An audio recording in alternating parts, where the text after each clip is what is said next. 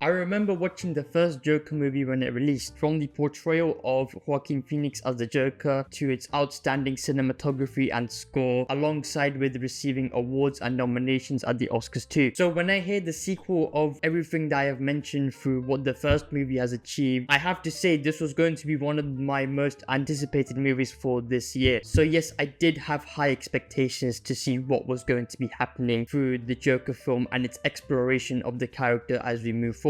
And now we are in the present, and coming back from the cinema, I have to say I've never been disappointed in a movie for a while. Let's just start off with the good things that happen in the film. So for the fans who haven't watched in a very long time, the first part of the sequence was a very good way to introduce us and remind us of what happened throughout the first film. Everything that was inherited through the lighting, cinematography and sound was all good. In fact, they actually upped their production level comparing to the first one, considering the first one only had like a 50 million budget around that time, and then the second one was around 250 million. Finally, I also enjoyed Lady Gaga and Joaquin Phoenix's performance as the Joker and Harley Quinn. But if I'm going to be honest with you, those are the only good parts I actually liked about the film. I tried my best, my very best, to watch this movie with an open mind. I even ignored the reviews just to see if it was good or not. But unfortunately, it was just such a snooze fest. And I can't believe this, but the reviews were actually right. And I have to say this in the most respectful way, but I certainly do not think this movie should have been made, because throughout the movie it continuously focuses on sticking to what happened in the first film. We don't see the progression as to where it can go next, and a lot of where the film was entirely set with was in a courtroom or in Arkham Prison, which to me didn't allow a lot of the creative freedom as to where the characters can go next. Now, when I heard this movie was going to be a musical, here were my two thoughts. One, they would just add one music and just market it as a musical film, or two, they would just not add any musical elements whatsoever. But when I say every 5 minutes, whenever a interaction between Joker and Harley Quinn happens, a musical sequence always happens. And I don't mind if there are musical segments, but if that's the only way for both Joker and Harley Quinn to express their love through musicals, I just couldn't really get invested into that. And I also cannot forget to mention about the courtroom scene, especially how there is scenes of what's happening and nothing's really going on. Nothing really drives the plot until the very end when there is an explosion. And the one scene I did like throughout the courtroom was probably the interaction where Joker interrogates Mr. Puddles, who was in the first film. But if I'm going to be honest, there was nothing whatsoever that really invested me into the courtroom scene other than it just being a snooze fest. And the final thing I would like to mention is the ending, because that's where a lot of the controversy comes throughout the film. Seeing Arthur Fleck die from a prisoner who is supposedly meant to be the Joker for the way he was expressing, I just don't know why they would do that, because in the first film we see a clear exploration of the Joker and what made him be the Joker, and the fact that someone just kills him off the bat just like that, I feel like it just kind of ruined the character for the Joker. Like, to me, this just shows that there was no Joker in this movie, but it was just someone interpreting to be a Joker. And the problem for this is because Joker is not just a character who is antagonizing for Batman, he is a character where we explore more of this side through mentally, and to just kill him like that, for me, it just